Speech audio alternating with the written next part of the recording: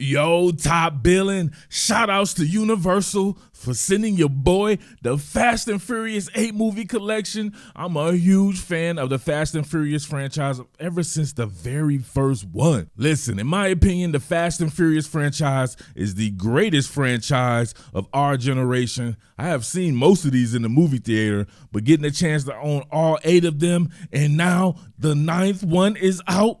F9, the Fast Saga is here, 4K Ultra HD. Make sure you go out and cop that ASAP. Starring, of course, my boy Vin Diesel, Dom Toretto, and now his little bro has made an appearance, and that is one John Cena. Remember, no matter how fast you are, you cannot outrun your past, and John Cena is on Dom's ass. I don't want to ruin it for those of you who haven't seen it, but man, you got to see this one right here. I'm talking about some of the best stunts and cars you'll ever see in the history of the franchise. Go out and cop right now. That's F9, the Fast Saga. Own it right now, 4K, Ultra HD, and Blu-ray. What more can I say? Top Billin. Alright, Top Billin, before I get into the one-on-one breakdown of my man Marlon Hump going against the great Jamar Chase, I have to remind everybody out here, because I know all my flock Wall Street people are going to get mad. Listen, that's why I always tell you, don't worry about fandom with me, because I actually have a job to do in my man Jamar Chase. I have a long history covering this guy from 2019 LSU. I told the world 8-9 months prior to LSU playing that season what they would do, and they did it, and it was straight up gold for the channel right here. So you can see some of the stuff that I've done on Jamar Chase. I've done other content items very similar to this, like when he really gave it to A.J. Terrell in the national title game. I had one on him and Trayvon Diggs. A whole bunch of different. I had one against him and Cam Damsler, and comparisons between Chase and Smith and all that. So listen, even one with Jamar Chase and Derek Stingley in practice. So this is old hat for your boy. It is what it is on that front. But without further ado, man, let's go ahead and get to it, man. This was crazy. Remember, I'm only going by targeted reps between my guy Marlon Hump and that animal Jamar Chase. Right? I feel like Marlon Hump, the only way he could have stopped Jamar Chase in this game for the most part was to use some type of bear spray. And Jamar Chase is an animal. He probably would have ate that shit. He'd been snarling and shit like Marlon Hump was like, uh-oh. Because my man Marlon Hump struggles to me with guys who are both physical and savvy route runners. That's Jamar Chase's makeup right there, and they work the quick game to perfection. Him and Jugular Joe Burrow. And Marlon Hump struggles with in-breaking routes and routes with certain transitions. I pointed this out with him going against Rashad Bateman, and I've seen this plenty of times. I covered this guy's entire career at the University of Alabama, and that's how it's been for the most part. But he is a very, very good player. But on stuff like this here, that's just poor technique.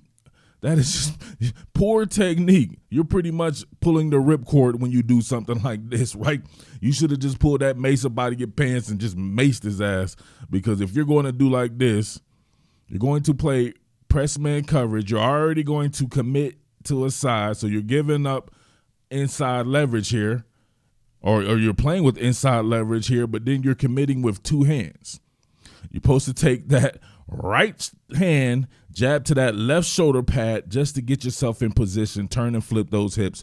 But he's tardy on that. He's trying to grab and pulling the ripcord, almost literally. Both hands on Jamar Chase right here. You can't play football with your hands. You play it with your feet from the cornerback position. Look at that. He's still holding. This is a foul. This is domestic violence, all kinds of stuff, all wrapped up in one. Now he's reaching. Now he's reaching in FEMA mode, and he's still going upfield while Jamar Chase is working with the in-breaking portion of this transition. Too easy right there. Chase plucks it out of the sky, and of course he's hell on wheels after the catch there. Social distancing measures being practiced in this day and age by Jamar Chase. And of course the separation anxiety on 11 out of 10 for Marlon Hump there, using improper technique. Another easy one here for Jamar Chase, as Marlon Hump is in no man's land. He's not close enough to press, and he actually gets into his pedal phase right off the snap. So you can see Jamar Chase taking inventory here And look at him he's just playing with Marlon Hump. He's varying his route speed there for this back shoulder fade. He knows his quarterback is one of the best rhythmic passers in the game and has been for a minute if we're talking about all those throws he did in college football, and which has translated over because they're running very much a lot of the same stuff that they did at LSU. And both of these guys, of course, being former teammates at LSU with that magical season that they had here. But look, Marlon Hump, it's almost like fainting in boxing. You're going to react to this and get into your pedal phase, and you're already in no man's land where you can't get hands-on man anyway. So he's coming out the pedal here.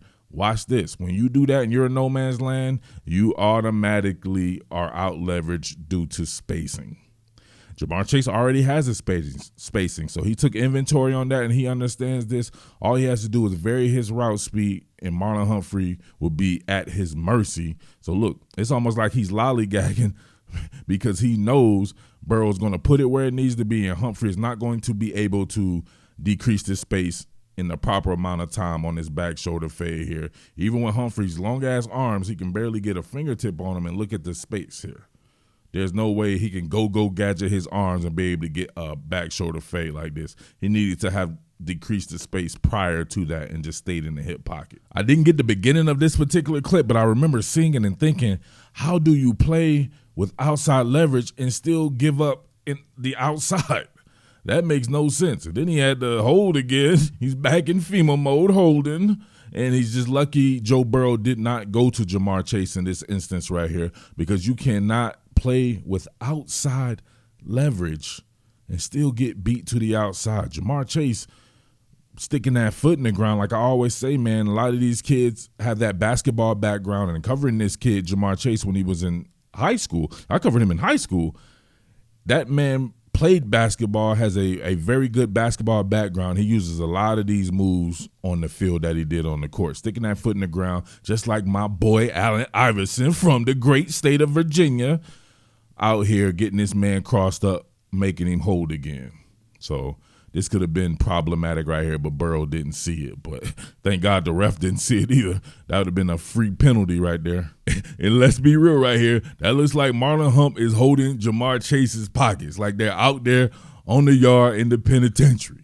Now listen, we get these prison jokes off here at the channel, man. If you can't handle it, please go somewhere else. I don't give a damn about your feelings. I'm going to do what I do here with my content. I didn't ask anybody to come watch this personally. That wasn't my actual friends and family. So I don't know you. I don't care. I'm going to do my thing. But this looks like this man is out there on the yard having to hold this man's pockets, right?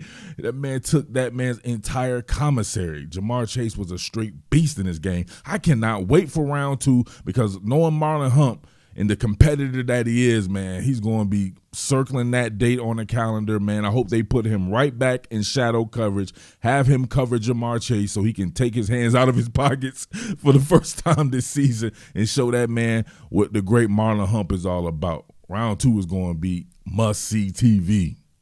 This actually reminds me of Patrick Peterson and Julio Jones. They used to have games where they alternated. It looked like Patrick Peterson had nothing to offer Julio Jones, and then I saw him the next time, and he completely shut down Julio Jones. So shit like this happens, baby. It's football. That's why we love this sport. Let me know if you love this sport, man. This time Hump, 52 yards off in off-man position, and still coming up out of his pedal as if this isn't a quick game team. Look, that's just stealing. That is just stealing. I don't understand this. He's afraid of not getting beat deep. Marlon Hump can run. I'd venture to say Marlon Hump probably slightly faster than Jamar Chase in a straight-up sprint. Remember, he has that sprinter, that track background, and he can run. Not sure why he's afraid of getting run by here. He should be more afraid of having to deal with in-breaking transitions from close quarters coverage or even press man coverage. But look at Jamar Chase, man. This kid is savvy. He's putting his head down like it could be some type of vertical route, like he's going to gain speed. And then guess what? Looks a man in his eyes, stones him like Medusa, and then does his 1-2 thing on the slant route. And Marlon Hump, why did Marlon Hump, look at this on this transition right here. Marlon Hump almost took a false step like my man was going vertical. He's just transitioning on the inside. Look at the separation. Come on. Social distancing at its best right there. No mask required. And boom. Too easy. And, of course, he's Jamar Chase. He wants to stick that foot in the ground and get vertical up the field, show that running back background, get him some physicality out there. They didn't give a good replay on this one, and to me, this is Jamar Chase's best attribute in his game, his ability to go up vert and get it off the top shelf. But look at my boy Marlon Humphrey here competing, and no dice. Breaks that thing up right there. Awesome job by Marlon Humphrey, not panicking and not letting him complete the process. Or did he? I don't remember. I actually don't remember this one. Did they call this one a catch, or did he not complete the process all the way to the ground? I would think looking here, 1, 2. Yeah, he actually did complete this. So not good by Marlon Humphrey, but he competed. He competed right there and almost forced it to where it could have been incomplete. But once again, Jamar Chase right there. You guys hold on to the ball, though. That could have been problematic had somebody been able to recover. My boy Chuck Clark been able to recover this without getting out of bounds there. But Marlon Humphrey battling, man. He really battling on this next one right here. Poor decision right here by Joe Burrow on this inside fade. You can see his man across the board, zero coverage.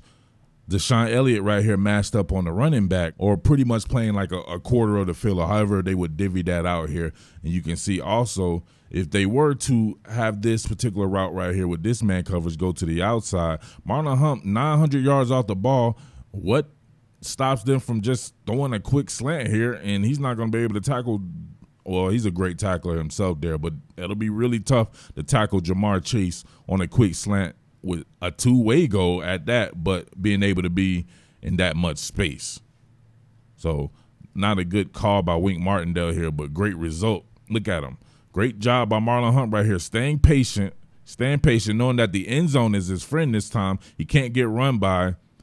He commits, turns and flips those hips and gets in solid position because the space is decreased. That's what you need right there, a decreased space, and you can stay in it. Now, I'm not going to say anything about him with the hands around the waist and everything like that. They're letting him play, y'all. They're letting him play, but he quickly gets rid of that when he spots the ball, and this is pretty much intercepted by Elliott and Humphrey here. But you can see right there, Hump goes up over it, tracks the ball at his highest point, boxes out Jamar Chase, just like in basketball. Put yourself in front of the man in the ball there, box him out. Perfect. One rep for my boy, Hump. Go get it, Hump. Last one right here. Real men watch to the end and then comment. Of course, if you haven't already, make sure you send in your quality support. You know they be taxing your boy when I work with his broadcast footage. Opposed to the All-22, I play just a little bit of this shit, and they come in with the content ID claim, and I get to work for free. And you know I don't want to do that, but I love giving that solid quality content out to my people, all my top billing villains, so make sure you send in your support to keep the lights on. All right, this one right here, man, look at the tactical implementation from Jamar Chase. This is a show and go. Look. Oh, hit him with the Allen Iverson Bubba Chuck crossover like I said before. And he's able to do this because Marlon Humphrey is not getting hands-on man despite being in close quarters coverage. He'd rather open up the gate and try to be responsive rather than try to dictate by getting himself in range using his hands-on man. But then he tries to react to this crossover. You see my boy right there. They're calling that travel on him if he was in basketball, right? Or palming. They used to call palming on my boy AI all the time. But look. Then he has the committed foul here. If he could, he would have grabbed his pockets, but he couldn't, so he had to grab the closest thing he could get his hands on, hallucinating, hugging his mom who ain't there, got them straws out, grasping for him, and then separation anxiety ensues there, and you know the rest is history. My boy Jamar Chase with that running back background, breaking tackles from Chuck Clark, Marlon Humphrey, and the rest of them. Jamar Chase is an animal, but don't get me wrong, my boy Marlon Humphrey is equally an animal. He just has some things to work on in the transition portion of his game in man coverage. I like him. I really do like him combination coverage aspect of it. If you got that man with vertical bells, or you got that man with able to eyes on quarterback, peering at the quarterback in like a cover 3, he's the truth. He can play man coverage, don't get me wrong, but it's just these type of players. I like him against the bigger receivers. I think he does very good against those guys, but the physical guys who can transition in their routes, he struggles with for the reasons that we outline here. But listen, that doesn't mean he's going to struggle forever or that he's not a great player, because he is. His damn round 2, he's going to want to get back. It's going to be hard. So they should let him shadow him so he can get his restitution and retribution, as my man Shannon Sharp once said. So it's going to be fun. We'll check back in on that on round 2 in, a couple of months or something like that. We shall see. All right? But it's your boy Murph, the Underground King. Thanks for rocking with your boy. Thank you to Universal for sending in that 8-movie collection of Fast and Furious. Make sure you get F9, because you're going to want to get that bad boy now. Let's go. What more can I say? Top Billin.